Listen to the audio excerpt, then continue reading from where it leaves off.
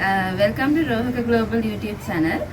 අද අපි කතා කරන්නේ අපේ නුගේගොඩ branch නුගේගොඩ office එකේ ඉඳලා ඔයගලන්ට අපි locations share කරලා තියෙනවා. අපි බම්බලපිටිය office එකකින් නුගේගොඩට shift වෙලා තියෙනවා.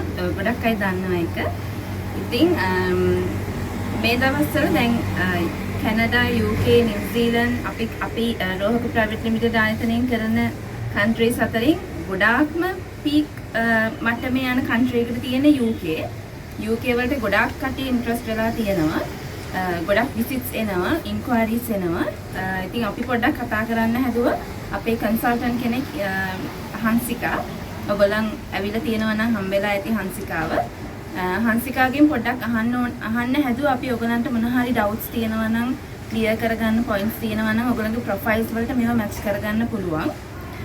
හංසිකා පොඩ්ඩක් කියන්න UK වලට අපි ඇප්ලයි කරන්න පුළුවන් විදි මොනවද තියෙන්නේ? UK වලදී තියෙනවා මුලින්ම post undergraduate program, post graduate program කියන දෙකටම අපිට ඇප්ලයි කරන්න පුළුවන්. ඉතින් undergraduate program වලදී ඔයාට foundation එකක් එක්ක degree එකට යන program එකට ඇප්ලයි කරන්නත් පුළුවන්. ඒ වගේම degree program එකට ඇප්ලයි කරන්නත් පුළුවන්. එහෙම නැත්නම් ඊළඟට masters program වලට ඔයාට ඇප්ලයි කරන්නත් පුළුවන්. හරි.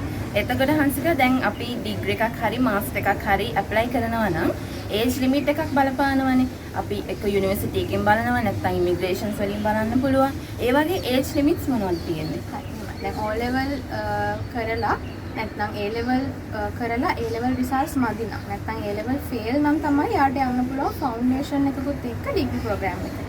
එතකොට හරියටම ඒජ් ලිමිට් එක කවුරුත් 17 ඉඳලා 22 23 වගේ වෙනකන් ඒජ් ලිමිට් එක ආයක ෆවුන්ඩේෂන් එකකුත් එක්ක යන ඩිග්‍රී ප්‍රෝග්‍රෑම් එකට ඇප්ලයි කරන්න පුළුවන් UK වලදී.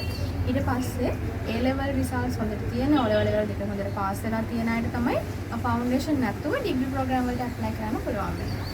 ඒකෙදි සාමාන්‍යයෙන් අපි ගත්තොත් ඒජ් ලිමිට් එක අවුරුදු 18 ඉඳන් අවුරුදු 26 27 වෙනකම් වගේ ඒජ් ලිමිට් වලින් අයට ඩිග්‍රී ප්‍රෝග්‍රෑම් වලින් ඩිරෙක්ට් අපිට ඇප්ලයි කරගන්න පුළුවන්. ඒකට මාස්ටර්ස් ගත්තොත් එහෙම මාස්ටර් එකක් කියන්නේ post graduate program එකක්. ඒ කියන්නේ ඔයාලට ඩිග්‍රී එකක් කම්ප්ලීට් කරපු ඩිග්‍රී එකක් තියෙන්න ඕනේ.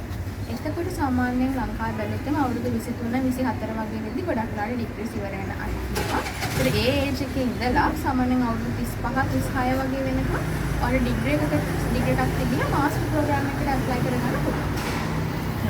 දැන් මෙතනදී අර ඒජ් ලිමිට් එක ටිකක් වැඩි කෙනෙක් වුණත් බලන්න පුළුවන් ඇප්ලයි කරන්න පුළුවන්ද කියන එක. ඒකේ ඒගොල්ලන්ගේ এডুকেෂන් බෑග්ග්‍රවුන්ඩ් එක බලලා අපි ඔයගොල්ලන්ට ඔප්ෂන්ස් දෙන්නම් ඇප්ලයි කරන්න පුළුවන්ද බැරිද කියන එක. එහෙම නැත්නම් ටිකක් ඒජ් ලිමිට් එක වැඩි කෙනෙක්, ඒ කියන්නේ අපි කියමුකෝ සාමාන්‍යයෙන් 40 45 වගේ කෙනෙක් අපි කලින් වීඩියෝස් වල ඔයගොල්ලන්ට ඇප්ලයි කරන්න හොඳම කියන්නේ මැච් වෙන කන්ට්‍රි එක සජෙස්ට් කරලා තියෙනවා. ඔයගොල්ලෝ විසිට් කරන්න අපිව. එතකොට අපි ඔයගොල්ලන්ට ඔප්ෂන්ස් දෙන්න. එතකොට හංසිකා දැන් සාමාන්‍ය UK කිව්වම ගොඩක් කට්ටිය අර කියන්නේ UK වලට යන ක්‍රවුඩ් එකක් ඉන්නවනේ. ගොඩක් කට්ටිය UK කන්ට්‍රි එක ගැන බෙනිෆිට්ස් ගන්න කට්ටිය ගොඩක් අඩුයි හැබැයි. ඉතින් එතකොට ඒ වගේ කට්ටියට අපි වියදම විදිහට කොහොමද ඔප්ෂන්ස් දෙන්න පුළුවන්? UK වලදී දැන් ඩොලර්ස් නෙමෙයි අලගින් තියෙන ස්ටර්ලින් පවුන්ඩ්. අපි ස්ටර්ලින් පවුන්ඩ් වලින් තමයි ඒගොල්ලන්ට ගෙවන්න ඕනේ.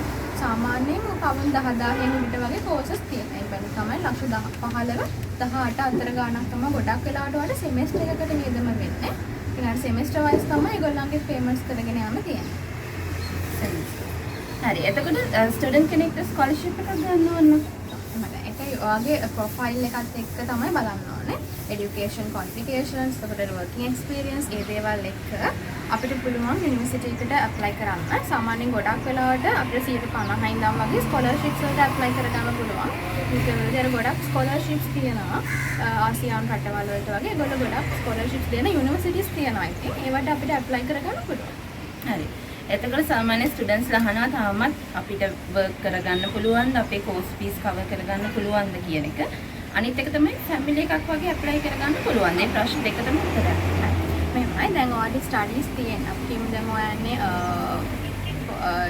ඩිග්‍රී ප්‍රෝග්‍රෑම් එකකට නම් සාමාන්‍යවට අවුරුදු 3ක් 4ක් වගේ තමයි ඉගෙන ගන්න තියෙන්නේ. ඊට පස්සේ ඔයාලට අවුරුදු දෙකකට පෝස්ට් ස්ටඩි වර්ක් වීසා එකක් හම්බ වෙනවා. ඊට මාස්ටර්ස් ප්‍රෝග්‍රෑම් එකට යනවා මට අවුරුදු දෙක ප්‍රෝග්‍රෑම් සිලෙක්ට් කරගන්න පුළුවන්. ඊට පස්සේ ඔයාලට අවුරුදු දෙකකට පෝස්ට් ස්ටඩි වර්ක් වීසා හම්බ වෙනවා. මේ ස්ටඩි කරන කාලෙදී ඔයාලට පාර්ට් ටයිම් වර්ක් කරන්න පුළුවන්. සතියට පැය 20ක් ඒ වගේ කාලයක් වර්ක් කරන්න පුළුවන්. ඊට අමතරව වැකේෂන්ස් ඒවා සාමාන්‍යයෙන් අවුරුද්දකට අවුරුදු මාස 3ක් වගේ වැකේෂන්ස් එනවා.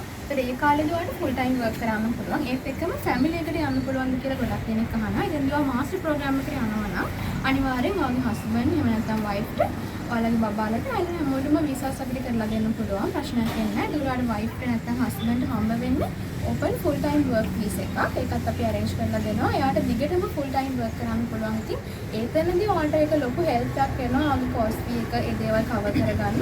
ඉතින් ඔයාලා ෆැමිලි එකත් එක්ක යන්න පුළුවන්. ඒක ප්‍රශ්නයක් නෑ. එතකොට තව ප්‍රශ්නයක් තමයි ගොඩක් කට්ටිය අහන්නේ අර දැන් අපි අනිත් කන්ට්‍රීස් වලට මාස 6ක් 7ක් වගේ පරණ කරලා සල්ලි පෙන්නන්න ඕනේ. ඉතින් එතකොට දැන් UK වල ගොඩක් කට්ටිය අහන්නේ කියන්නේ ගොඩක් කට්ටියට තියෙන ප්‍රශ්නයක් තමයි ෆයිනෑන්ස් පැත්ත.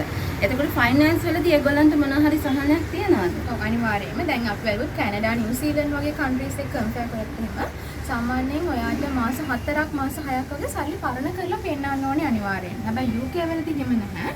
ඔයාට දවස් 28යි සල්ලි පරණ කරලා පෙන්නන්න ඕනේ. ඒ පරණ කරලා කොච්චරක්ද පෙන්නන්න ඕනේ කියන එක ඔයාගේ කෝස් එකේ දේවල් එක තමයි අපිට බලන්න වෙන්නේ. ඉතින් අපිට හම්බ වෙන්නේ එනවා නම් රෝහක වීසා කන්සල්ටන්ට් ආයතනයට අපිට ඒ ටික ඔයාට හරියට පැහැදිලිව කොච්චරක්ද ඔයා පෙන්නන්න ඕනේ, කොහොමද පෙන්නන්න ඕනේ, මොනවද තියෙන ඔප්ෂන්ස් ඒ ටික ඔක්කොම ඔයාට කියන්න පුළුවන්.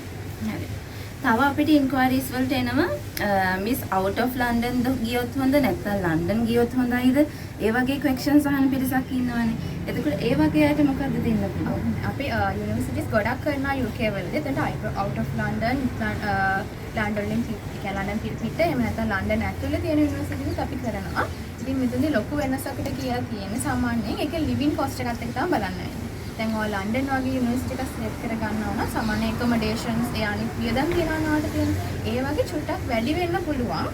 හැබැයි අවුට් ඔෆ් ලන්ඩන් වල ඒක පොඩ්ඩක් අඩුයි. ඉතින් ඔයාලට පස්සේ ස්ටඩීස් වලින් පස්සේ ඔයාලට ලන්ඩන් වලට මූව් වෙන්න ඕන නම් ඒක ඔයාලට පස්සේ ඔයාගේ PR එකේදී එහෙම නැත්නම් පෝස්ට් ස්ටඩි වර්ක් වීසා එකකින් පස්සේ ඔයාලට ලන්ඩන් වලට මූව් වෙන්න පුළුවන්. ඉතින් ඔයාලට අවුට් ඔෆ් ලන්ඩන් යුනිවර්සිටිස් අපි ළඟ තියෙනවා. ලන්ඩන් වල යුනිවර්සිටිස් ඔයාලට කරන්න තියෙනවා කියලා. ඒක ඔයාගේ කැමැත්ත අනුව ඔයාලට සිලෙක්ට් කරගන්න පුළුවන්.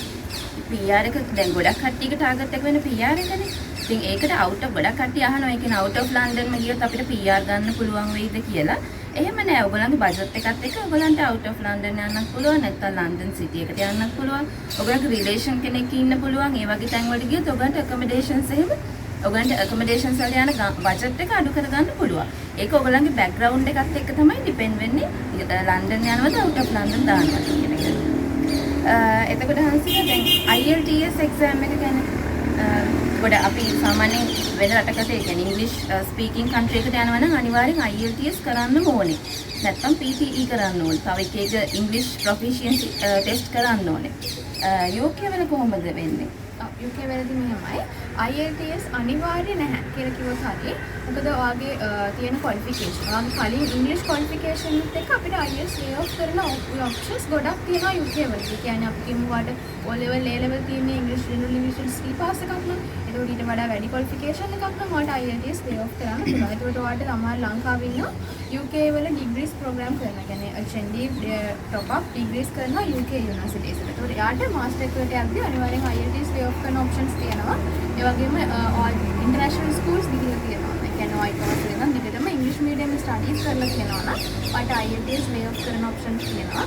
ඒ වගේම ඉංග්‍රීසි මීඩියම් ඩිග්‍රී එකක් නම් අපි කියමු වෙන රටක ඉංග්‍රීසි ඩිග්‍රී එකක් කරලා තියෙනවා නම් එතනට ඔයාලට අනිවාර්යෙන් IELTS ලේ ඔෆ් කරගන්න පුළුවන් ඔප්ෂන්ස් තියෙනවා. ඒ වගේ තව ගොඩක් ඔප්ෂන්ස් තියෙනවා. UK වලදී IELTS රික්වයර්මන්ට් එක ගොඩක් අපි බලන්නේ නැහැ. ඒක අන්න ෆ්ලෙක්සිබල්. ඉතින් ඔයගේ තියෙන රිසල්ට්ස් එකත් එක්ක උනත් අපිට ඇප්ලයි කරන්න පුළුවන්. ඒක ප්‍රශ්නයක් වෙන්නේ නැහැ. අනික සමහර කියන වීසා එකේදී ප්‍රශ්නයක් වෙන්න පුළුවන් කියලා එහෙම වෙන්නේ නැහැ. ඔයගේ IELTS රික්වයර්මන්ට් එක මොන වගේද කියන එක තීරණය කරන්න සම්පූර්ණ අයිතිය දීලා තියෙන්නේ ඇප්ලයි කරන යුනිවර්සිටි එකට. එතකොට එතනදී ඔයගේ IELTS රික්වයර්මන්ට් එකට මැච් වෙන ක්වොලිෆිකේෂන්ස් එක බලලා ඒක ඕකේ නම් ඒක වීසා එකට කිසිම ප්‍රශ්නයක් වෙන්නේ නැහැ. ඉතින් ඒකට ඔය IELTS කරන එක අපි කියන්නේ ඒක ඔය කොන්ෆිඩන්ට් එකට හොඳයි. ඒ වගේම ඉතින් ඒක ඔය වීසා එකේ ප්ලස් පොයින්ට් එකක්. ඔයාලට IELTS කරලා ඇප්ලයි කරන එක ප්‍රශ්නයක් වෙන්නේ නැහැ. අර ක්වොලිෆිකේෂන්ස් තිබුණා කියලා. මොකද සමහර යුනිවර්සිටිස් වල දැන් ඉන්ටර්විව් එකක් අපිට තියෙනවානේ. එතකොට අපි ගත්තොත් ඒ වගේ සමහර Skype ඉන්ටර්විව් එකක් වෙන්න පුළුවන්, ෆෝන් ඉන්ටර්විව් එකක් වෙන්න පුළුවන්. මේ දේවල් ඔයාලට අර IELTS කරලා තියෙන ලොකු හෙල්ප් එකක් වෙන්න පුළුවන්. අපි හිතනවා ඉතින් පොඩි ඔයගලන්ට UK වීසා ප්‍රොසෙස් එක ගැන පොඩි අයිඩියා එකක් එන්න ඇති කියලා. ඉතින් අපි අද කතා කරේ UK ස්ටුඩන්ට් වීසා එකක් ඇප්ලයි කරනවා නම් ඔයගොල්ලන් මොනවද ෆුල්ෆිල් කරගන්න ඕනේ? රික්වයර්මන්ට්ස් මොනවද? ඔයගොල්ලන්ට මොන හරි ප්‍රශ්න ගැටලු ඇති වෙනවා නම් ඒවා ක්ලියර් කරගන්න. ඉතින් අපි කියන්නේ ඔයගොල්ලන්ට අපි ලැබිලා විසිට් කරන්න. අපි දැන් ඉන්නේ අලුත්ම ඔෆිස් එක. අපේ තියෙන්නේ හරියටම නුගේගොඩ රොයල් ඉන්ස්ටිටියුට් එකේ ඉස්සරහමයි. එහෙම වුණත් ඔයගොල්ලෝ කලින් අපොයින්ට්මන්ට්ස් දාගන්න ඕනේ අනිවාර්යෙන් එන්න කලින්. එහෙම නැත්නම් ඩිරෙක්ට්ලි මෙතනට ඇවිල්ලා අපිට කතා කරන්න. අපේ කන්සල්ටන්ට්ස්ලා ඔයගොල්ලෝ වෙනුවෙන් සර්විස් එකක් දෙන්න ඉන්නවා.